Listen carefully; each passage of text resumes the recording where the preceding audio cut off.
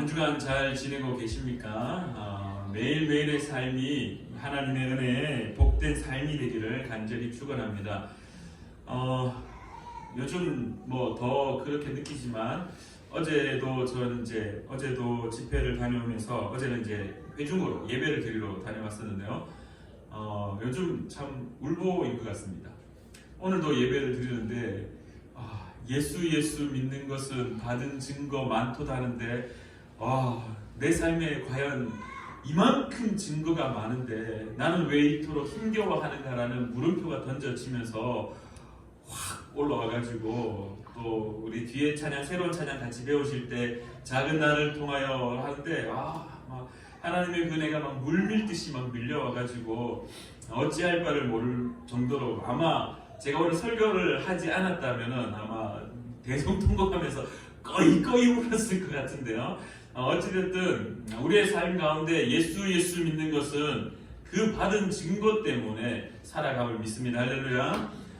오늘도 우리의 삶 가운데 하나님이 그 믿는 증거를 허락하실 줄 믿습니다.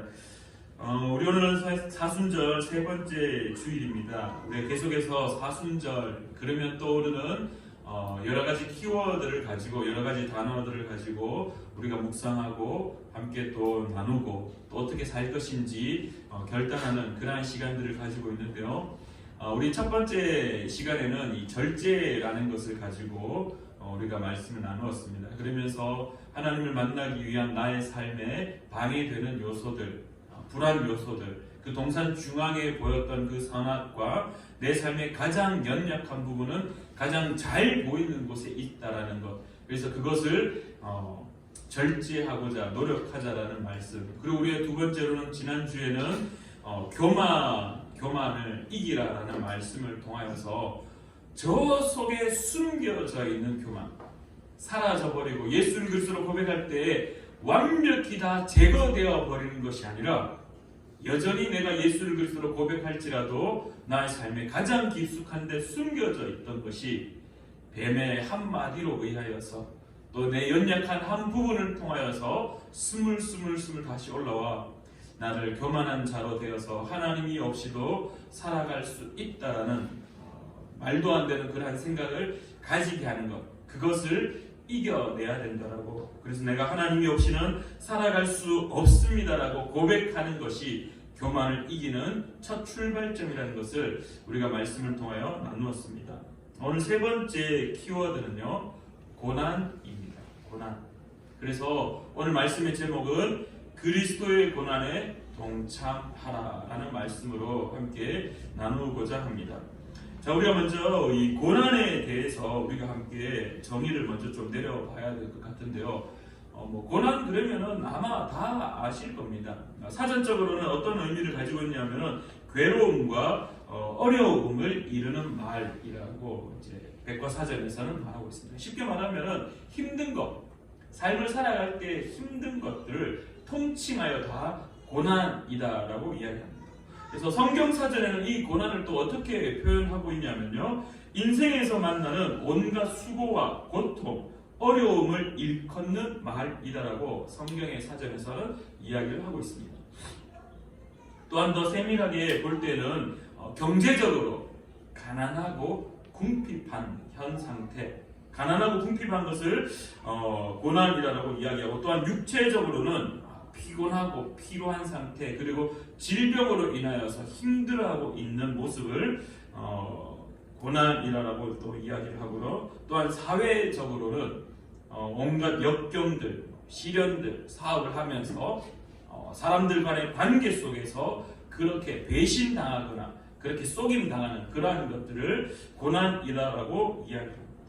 또한 마지막으로 인격적으로, 내 삶 속에 인격적으로는 자존감이 상실된 상태, 무엇을 해야 될지 몰라서, 어떻게 살아가야 될지 몰라서 허우적거리고 내가 존귀한 존재라는 사실을 상실한 상태에 있을 때 고난 가운데 있다라고 성경의 사전에서는 그렇게 말을 하고 있습니다.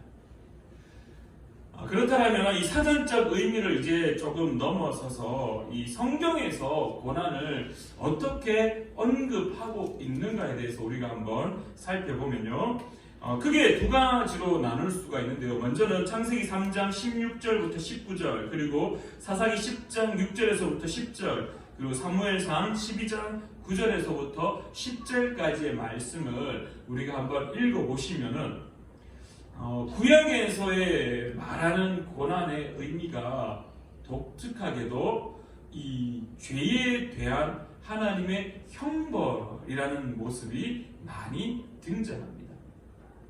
그래서 저희가 처음으로 언급드렸던 창세기 3장 16절부터 19절까지의 말씀도 아담과 하와가 범죄한 이후에 남자는 노동을 해야지 땅의 소산물을 먹을 수 있고, 여성은 임신하여 또한 해산의 고통을 겪어야지만이 이 가족을 계속해서 이어갈 수 있는 모습. 그래서 이 하나님에게 대항하거나 하나님이 없이도 살 수 있다라고 말하는, 소위 말해 죄를 지었을 때 그 죄에 대한 형벌로서 이 고난이 주어진다. 그래서 고난 그러면은 가장 많이 떠오르는 성경이 욥기서입니다. 욥기서.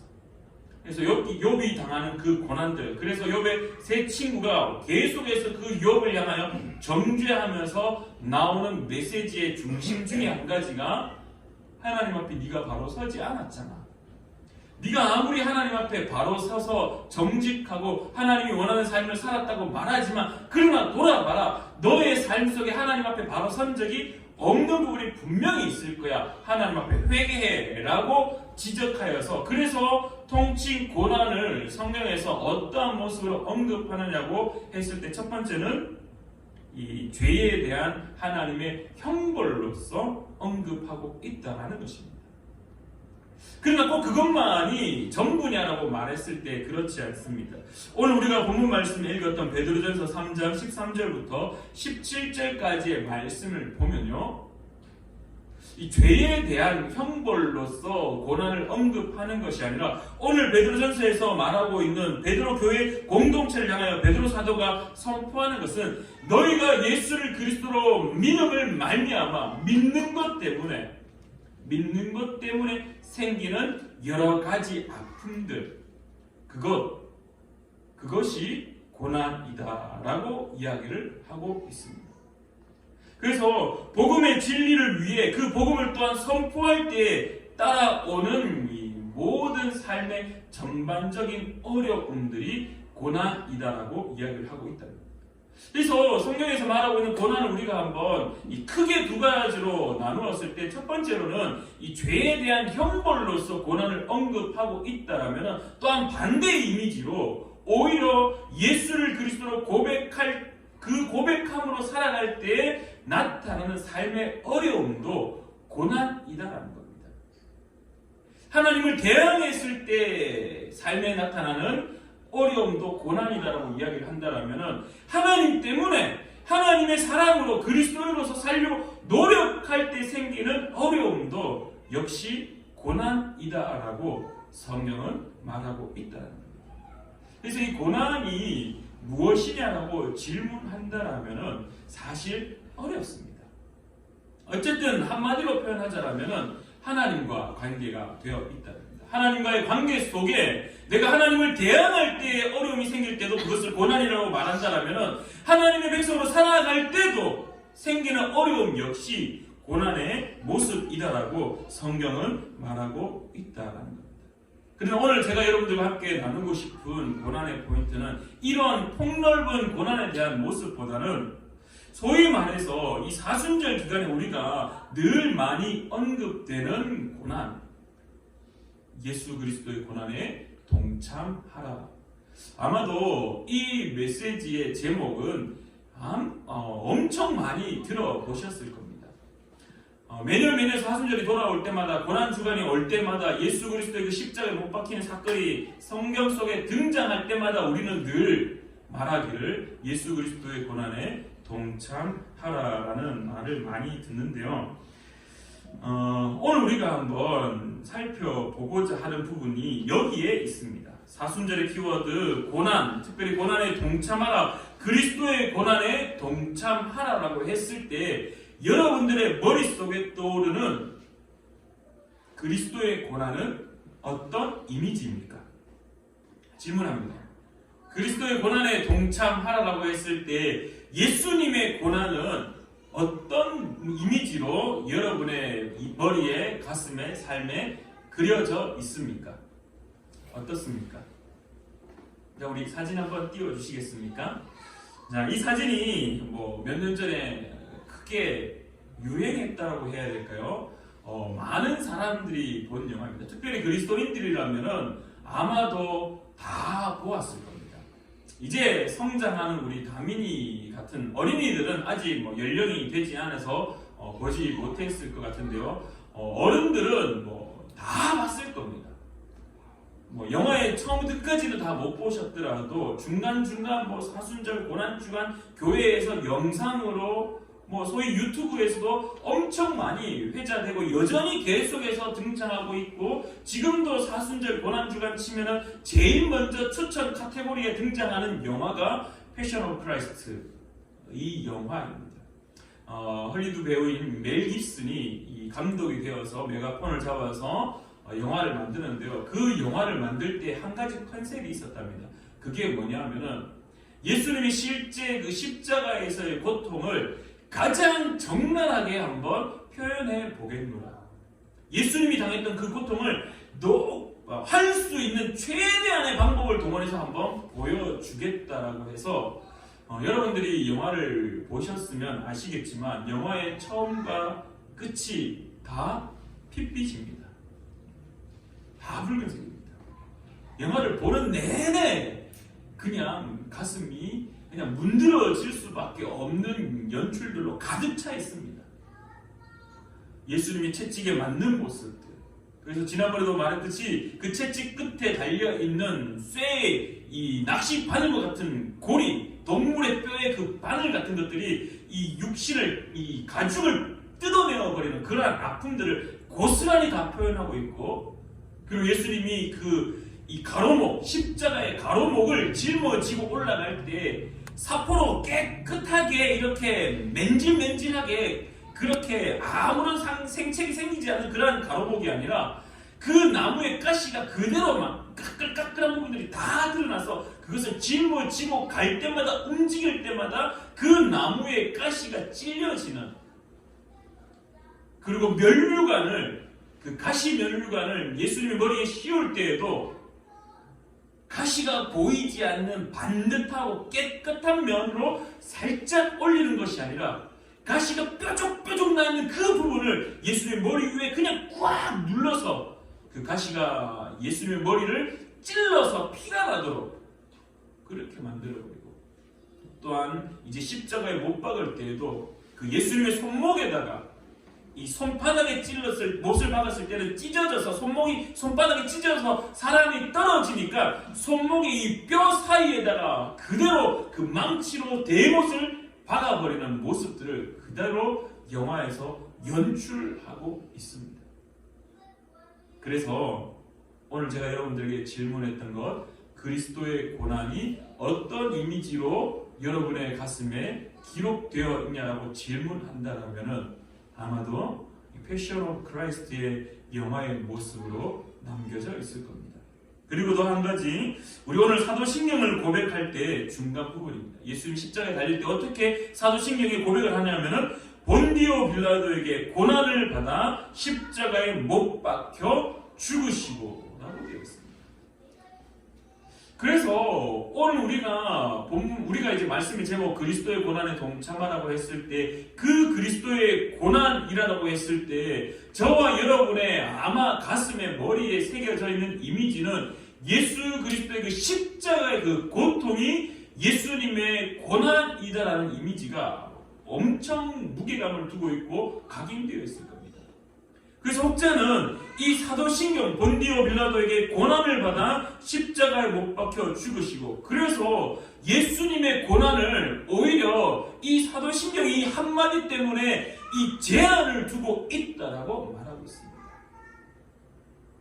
여러분은 어떻습니까? 예수님의 고난, 그 고난에 동참하라고 했을 때 예수님의 고난이 무엇일까라고 머릿속에 떠올린다면 아마도 대다수 패션 오브 크라이스트의 이 영화가 떠오를 것이고 사도신경의 이 고백이 떠오를 것이며, 그래서 예수님의 고난에 동참하라를 어떻게 이제 받아들이냐 하면은 너무 어렵게 받아들입니다. 내가 과연 그 십자가를 질 수 있을까? 그래서 그 예수 그리스도의 고난에 동참하라고 했을 때 그 고난의 아픔이 너무나 크고 인간으로서 감당할 수 없는 아픔이기 때문에 어색하기도 하고 때로는 두렵기도 하고 때로는 더 나아가 심지어 그 죽음의 고통, 그 십자가의 고통이 너무나 무서워서 거부감마저 드는 것이 불편한 진실이라는 사실입니다. 십자가의 고통은 말로 설명할 수 없기 때문에 그 고통을 감당할 수 있느냐라고 질문한다라면 아마 대다수 아니요라고 하지 않을까 생각이 듭니다. 여러분들은 어떻습니까? 그리스도의 고난에 동참하라고 했을 때 우리의 머리의 이미지는 너무나 많이 예수님이 받으셨던 그 고통, 그 아픔, 그 피가 나는 그러한 아픔들이 이미지 속에 각인되어 있기 때문에 그런 예수님의 고난에 동참하라고 했을 때 거부감이 드는 것은 아닌가. 그래서 다시 한번 질문하기를, 예수님이 받으셨던 고난이 십자가에서 받은 고통이 전부였던가라고 질문을 해보겠습니다. 전부였습니까? 예수님의 고난, 그리스도의 고난에 동참하라고 했을 때 그 그리스도의 고난이 예수님이 십자가에 받으셨던 그 아픔, 그 고통, 이 피지컬적인 아픔이 전부였냐라고 질문한다면 저는 이렇게 대답하기를 원합니다. 전부가 아니라 클라이막스, 하이라이트, 예수님의 고난의 절정의 순간이 십자가의 고통이 아니었는가? 그렇다는 말은 예수님의 그 십자가의 고통 이전에도 예수님이 고난을 받으셨다라는 것입니다.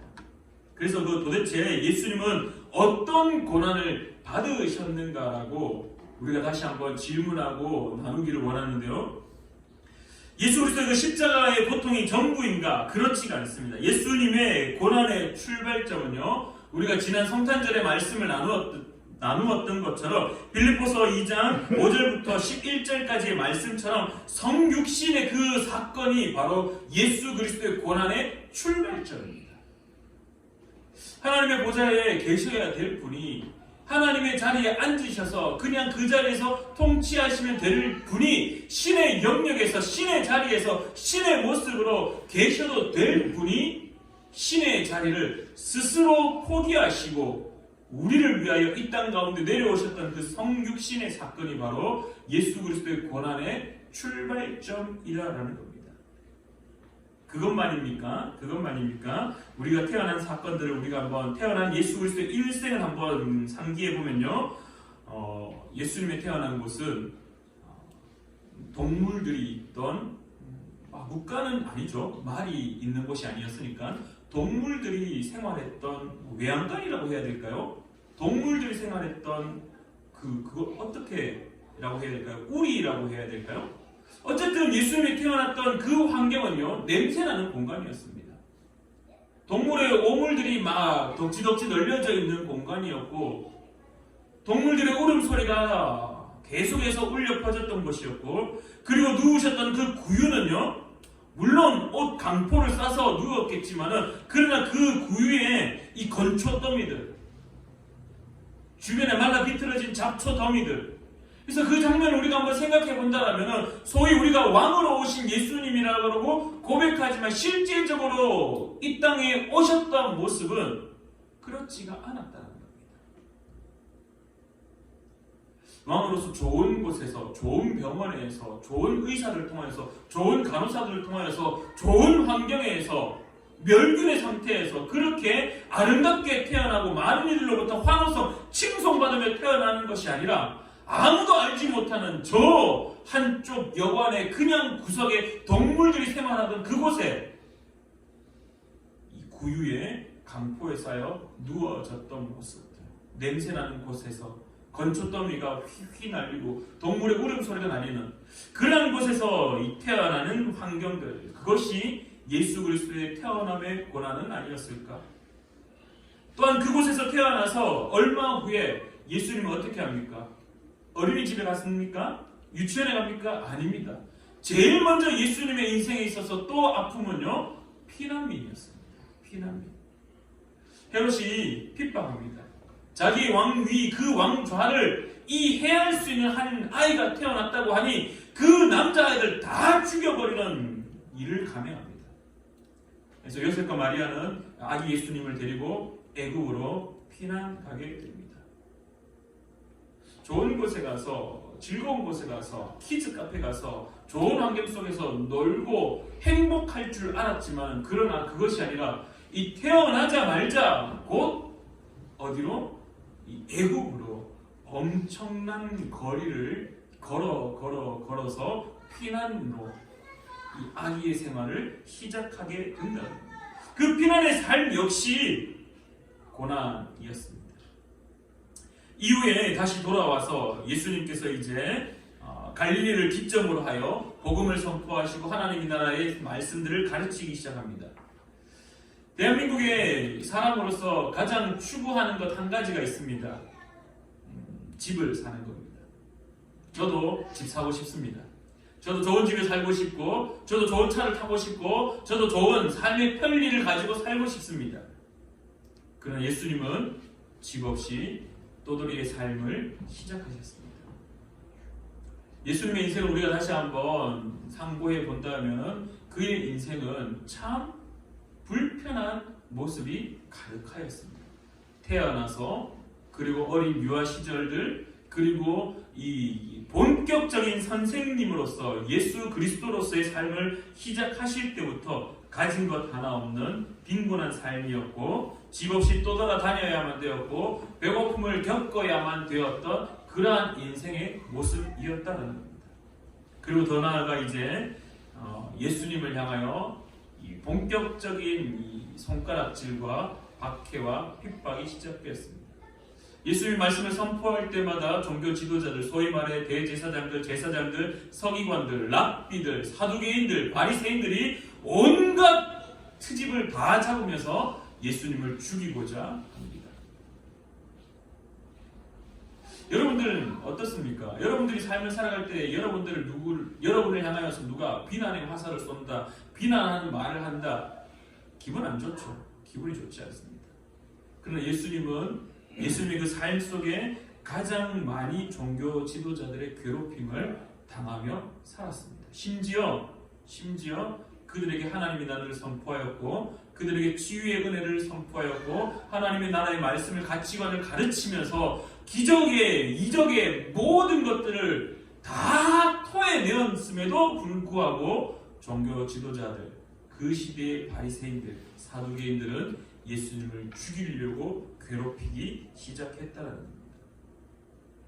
그리고 마지막, 이제 절정의 십자가의 고통 직전에 마지막으로 인격적으로, 인간적으로 종교 지도자들의 괴롭힘은 그래 뭐 그렇다 할 수 있겠지만 반대의 선에 선 사람들이었으니까. 그러나 자신들의 제자가 함께 갈 것이라고 그렇게 소리쳤던 제자들이, 그 길을 따라가겠노라라고 맹세할 만큼 소리쳤던 제자들이 그의 곁에서 떠나는 것을 바라보았다라는 것입니다. 자, 지금까지 1년의 예수님의 인생을 우리가 한번 짧게 이렇게 돌아보면서 예수님이 가졌던 그 삶의 모습 속에 그 고난을 우리가 한번 상기해 보았습니다.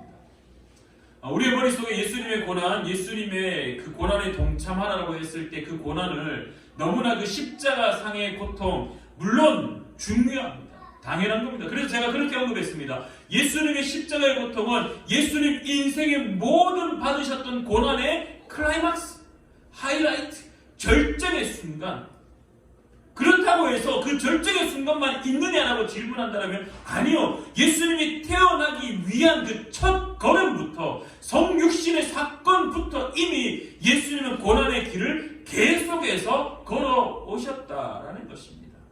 그러한 의미에서 오늘 저와 여러분들이 예수 그리스도의 그 고난에 동참하라는 것을 우리가 한번 고백해 본다면요, 예수님의 고난은 우리가 살면서 경험할 수 있는 그 모든 것들을 예수님이 경험하셨습니다.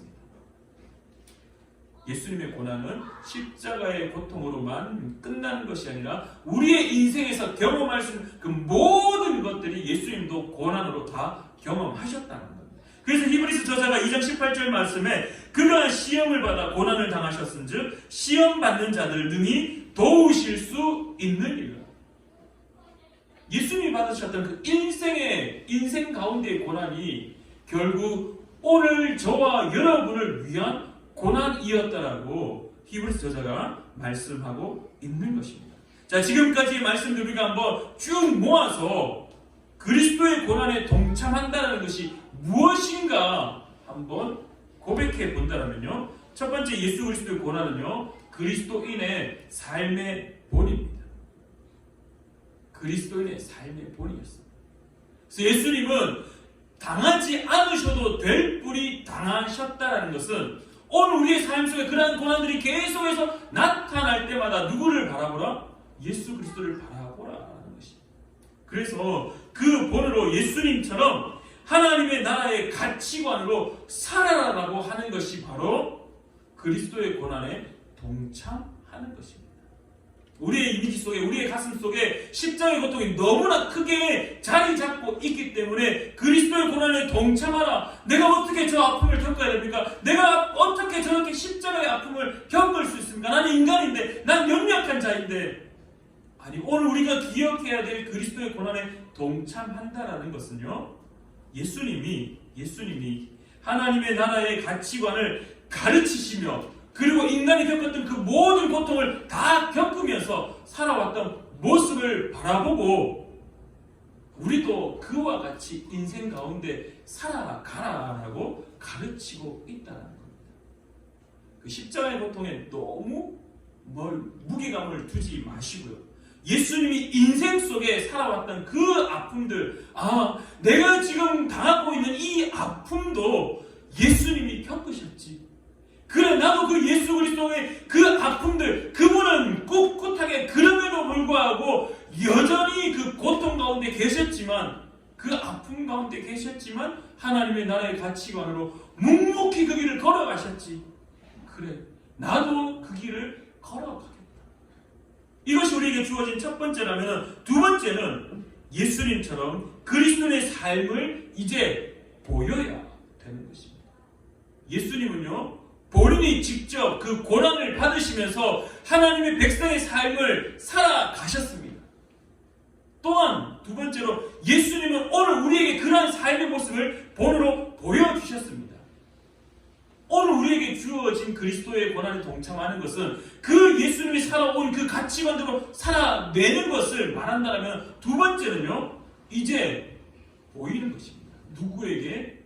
아직 믿음이 없는 자들, 아직 믿음이 있지 않는 자들, 아직 연약한 자들에게, 아직 예수를 그리스도로 고백하지 못한 자들에게 그리스도인의 삶을 보여주는 것, 이것이 그리스도의 고난에 동참하는 것입니다. 그래서 베드로 사도가 오늘 베드로전서 3장 13절부터 17절까지의 말씀을 통하여 복음 때문에 살아갈 때 생기는 그 고통, 그거 괜찮다, 그거 은혜야, 그거 너무 귀한 거야. 왜? 예수님이 그렇게 사셨고 예수님이 그렇게 사는 것을 우리에게 보여주셨고, 내가 이제 예수님처럼 그렇게 살아가고, 내가 이제 예수님이 우리에게 보여주었듯이 나의 삶을, 그리스도인의 삶을 누군가에게 보여질 때 생겨지는 그 모든 고통과 고난은 그리스도의 고난에 동참하는 거야. 그게 은혜야. 그게 오늘 저와 여러분이 살아가야 될 모습이다라고 말씀 속에서 가르치고 있다는 겁니다. 여러분들 사순절 곧 이제 고난 주간이 다가올 텐데요. 아마도 뭐 유튜브라든지 뭐 또 기독교 방송에서 이 패션 오브 크라이스트의 영화를 계속해서 보여주며 그러한 뭐 조금씩 짧은 짤 같은 것들로 많은 사람들의 하여금 십자가의 그 고통을 계속해서 상기시키고 기억시키고 그것을 기억하라라고 말씀을 나눌 것입니다. 사랑하는 우리 푸른 나무교회 성도님들, 거기에 플러스 알파 예수님이 인생 속에 받으셨던 그 고난을 기억하시기를 간절히 축원합니다. 그래서 그 고난이 내 삶에도 여전히 나타나고 있다는 거예요. 예수님이 그 고난 속에 사셨을 때 무너지지 아니하고 예수님은 여전히 하나님의 나라의 가치관을 선포하며 묵묵히 그 길을 걸어가셨다는 거예요. 주님, 예수님이 그 길을 걸어가셨으니 나도 이제 그 길을 힘들지만 걸어가겠습니다. 그리고 두 번째로 예수님 오늘 우리에게 보여주었듯이 이제 나도 그 길을 걸어감으로 내 주변의 이웃들에게, 나의 가정의 구성원들에게, 나에게 주어진 연약한 자들에게, 나는 먼저 믿은 자이니 앞으로 믿게 될 그들에게 그리스도의 삶, 예수님이 받으셨던 고난, 그것 때문에 묵묵히 살아갔던 그 예수님, 나도 그 예수님이 경험했던 것, 그 아픔들 묵묵히 받아서 견디면서 몸부림치면서 그럼에도 불구하고 벗어나지 않으며 그 길을 걸어가는 것을 보여줌으로 아직 믿지 않는 자들에게 복음을 선포하는 자로 삶을 살아가는 저와 여러분 되기를 간절히 축원합니다. 기도하겠습니다. 참 좋으신 하나님 아버지, 은혜를 진실로 감사드립니다. 예수 그리스도께서 받으셨던 그 고난은 십자가의 고통뿐만 아니라 인생의 삶을 살면서 모든 것들이 예수님의 고난임을 오늘 우리가 다시 한번 바라봅니다. 예수님이 고난 받으셨기에, 삶을 살면서 모든 것들을 경험하셨기에 오늘 살아가고 있는 저와 우리 사랑하는 푸른 나무교회 성도님들의 그 아픔을 또한 위로하실 수 있으시며 격려하실 수 있으시며 본을 보이셔서 우리가 묵묵히 그 길을 또한 걸어가게 하시는 그 은혜를 주심을 바라봅니다.